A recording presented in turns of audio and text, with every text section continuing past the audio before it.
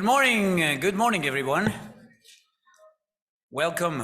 On behalf of the Latin American Leadership Program at Georgetown University, I want to thank Janire Braña and her team at Med Community for giving us the opportunity to co-present this first edition of the Women Entrepreneurs Forum at DC, a new global platform conceived to accelerate pivotal discussions and solutions in critical areas of entrepreneurship ecosystems, entrepreneurial education, and policy creation to empower women in business and foster international collaborations.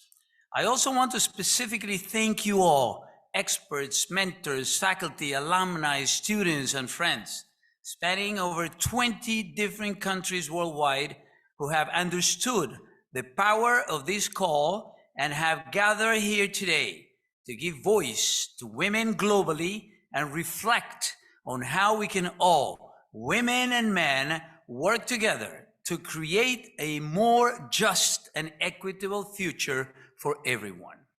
While much has changed since its over 200 years of history, Georgetown University remains one of the world's leading academic and research institutions, offering a unique and holistic educational experience that prepares the next generation of global citizens to lead and make a difference in the world. The spirit of Georgetown represents the values that inspired our university and what makes Georgetown such an inviting and distinctive educational community. At Georgetown University Latin American Leadership Program, we have aimed to embody this spirit, and especially the value of community in diversity, aware of our mission to educate the next generation of principal leaders and of our responsibility in an increasingly interconnected world. Since our programs first launched in 2007, at LALP, we have welcomed over 25 diverse cohorts of emerging leaders spanning the regions that collaborate and bring forward solutions to solve the most pressing challenges. Through our programs and events, we have pushed to create open and welcoming spaces for dialogue and cooperation to ignite innovation and action. To name some of our initiatives focused on women and community diversity, just this month, we hosted a webinar on key issues on gender and sustainable development in the region, featuring 5 women alumni that from their different countries and levels of action are working to reduce inequality gaps for gender reasons in the region. And later this afternoon, our Global Competitiveness Leadership Program 2023 cohort is graduating, a diverse and talented cohort made of over 60% women. This May, we will be presenting the second edition of our Women in International Business program that aims to foster leadership development for women in international business in El Salvador, Guatemala, Honduras, Nicaragua, and Costa Rica. The program, developed in collaboration with the Cámara de Centros de Formación Profesional de El Salvador, seeks to develop the skills of women who lead exporting companies in Central America in the areas of trade, innovation, and entrepreneurship, among others, improve the practices used in the search for markets and innovation processes, and promote the mentoring and coaching processes to strengthen women's network and groups, as well as the training of new leaders in the SMEs in Central America. And last year, we signed an important MOU with the Interamerican Commission of Women at the Organization of American States to cooperate in different areas aimed at strengthening capacities for the empowerment of women and their full participation in the economies in the Americas. So, as academic and executive director of the Latin American Leadership Program, I am thrilled to see many of our talented alumni, program supporters, and friends featured in some of the panels this morning. And as a long-term faculty here at Georgetown, I am grateful to be featured along esteemed colleagues and champions of women's rights. Ambassador Melanie Vermeer, former United States Ambassador at Large for Global Business Issues, and Professor Kathy Tinsley, Faculty Director of the Georgetown University Women's Leadership Institute, to kick off this special 3-day forum. Thank you all for joining us this morning. So I'm just going to pass the podium to Kathy.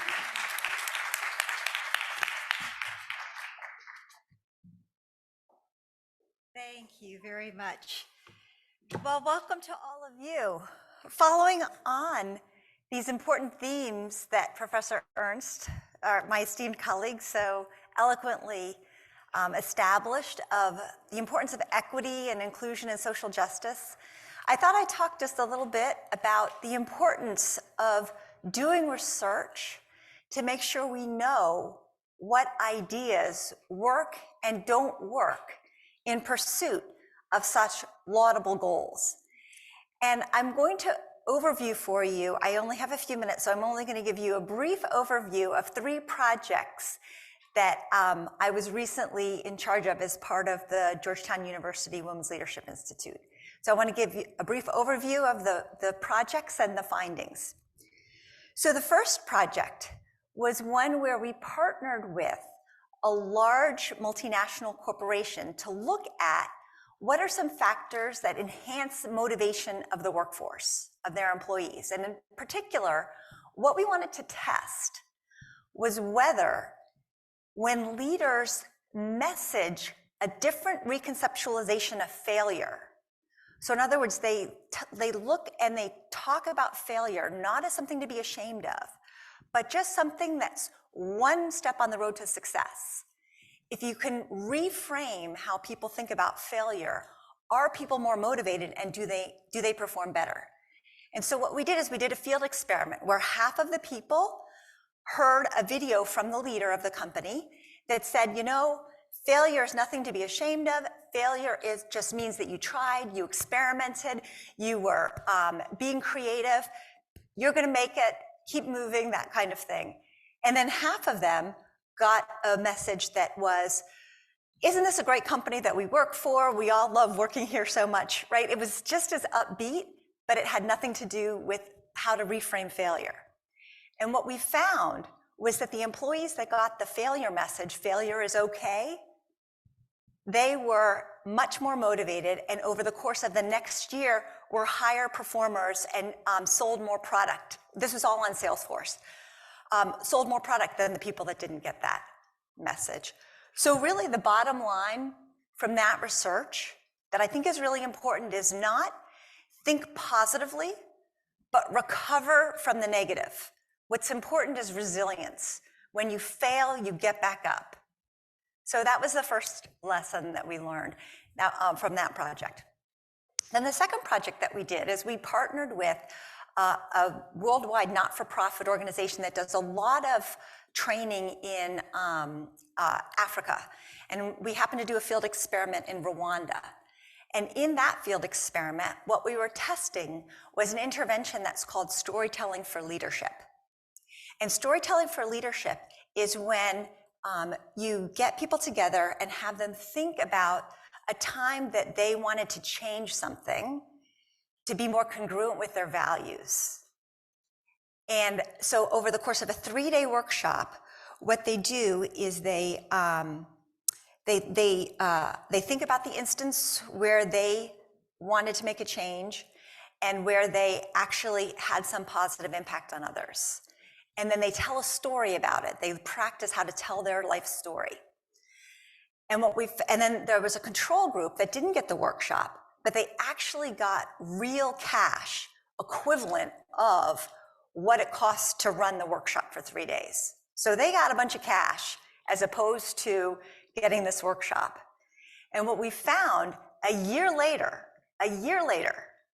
was that actually 13 months, because data collection was a little bit interrupted by COVID, but 13 months later, what we found was that the people that had the storytelling for leadership workshop had higher psychological well-being, which you could imagine. They were more able to conceive of themselves as leaders. They spoke up more in meetings. but also had better financial well-being than the people that actually got the real cash. So the lesson that we learned from that was that anybody can be taught to be a leader.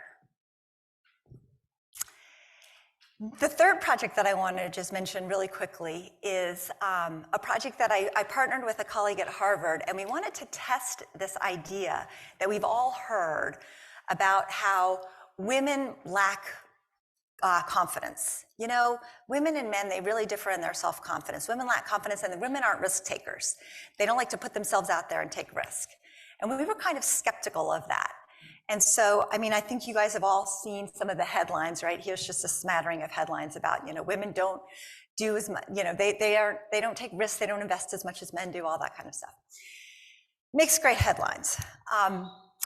So what we did is we looked at hundreds of studies that test risk propensity in different contexts. So some were in investment contexts, some were in physical contexts, some were in contexts about like raising your hand and putting your ideas into the room. So lots of studies have been done about risk. And what we did is we did something called a meta-analysis, which is actually an empirical synthesis of all these studies.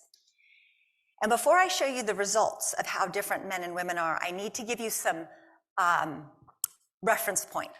So the reference point we're going to do is men and women and differences in height, right? So we can look around the room and be pretty confident that, you know, men are sort of taller than women, right? That's something that we know. And if you look at the data, and this is just differences in heights of a population that I could get easily on the web. So this is an old population. It's 20 years ago, this data on men and women's heights in England. But let's assume that the differences between men and women and their heights hasn't changed very much in 20 years. So if you graph the differences in men and women's heights, this is what it looks like. And so for those of you that haven't had statistics in a while, let me just explain the graph. So on the x-axis, on the horizontal axis, going out like this, is height, okay? So it gets greater as you go out towards the, let's see, your right, my left. It goes, it gets greater there. And so you can see the distribution of men is generally taller than the distribution of women. I'm not sure there's a pointer on here, so I'm not gonna test it. And you can see that the distributions they look pretty far apart, right?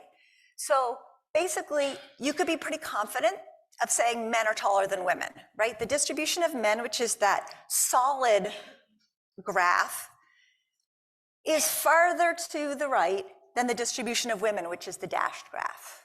And on the y-axis is just the frequency. So that's what differences look like. That's what true group differences look like, okay? Here are the differences in risk-taking compared to the differences in height.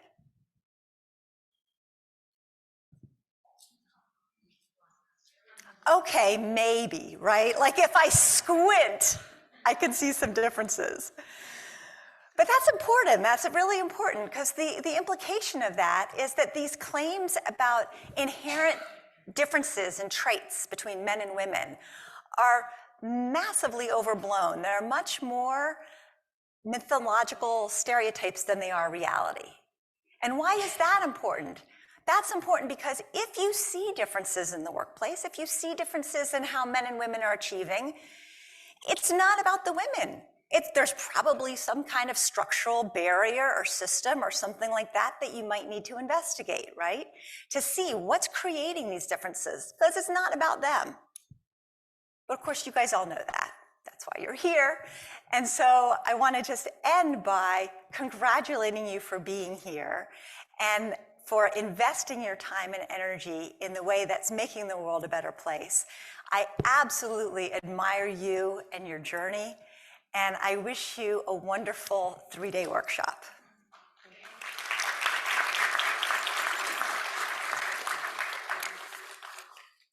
Hello. Can you hear me? Okay, so I don't need to move.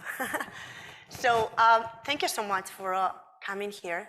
I know that we're now over 200 people in this room, but more than 2,000 people are online. So thank you so much for taking the time to come to Washington, DC, because a lot of people are coming from Colombia, from Africa, I know from Spain, from Europe, also from Asia. So thank you so much for coming to our city, our Washington, DC, especially this week that is Cherry Blossom, and especially this month that is the Women's Month. So we did this work, as you all know, it's the first time that we do this in collaboration with a lot of people and institutions that are supporting and sponsoring the trips of all the women that are coming from different countries. So I want to thank especially the LALP, and not only the LALP and the leadership program of Georgetown, the Latin American Leadership Program, but also Georgetown for hosting us, for helping us, for being super supportive, and especially the people that are behind, because I personally was chasing Kathy for over 1 year. So I was reading all the academic papers that she's doing. It's amazing what the quality of the journals, the quality of the investigation that she has done in gender equality. So this for me, like, it's an honor to be here sitting with her, because I was literally sending emails for so long. So, so this is an example that everything is possible. So even with no resources, even with just with energy, just with the right people, the right institutions, you can do a lot of things. So this is one example of all of that. So we organized this 3 days event with different formats and different occasions to be sure that each one of you, at least you meet the people that you want to meet, and ideally even more. And after that, you can do other things.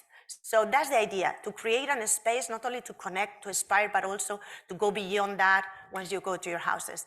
Thank you so much. It's my pleasure also to introduce another woman that I also, so all the people that are here, they are not only relevant because of their positions, which they are, but also as a person, as a woman, which is even more powerful. When you combine in an area people that are, I mean, unique and different, and they have like this soul, everything is nice and the things happen.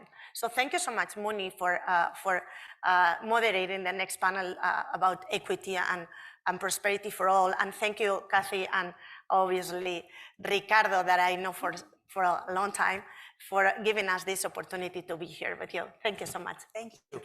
Thank you.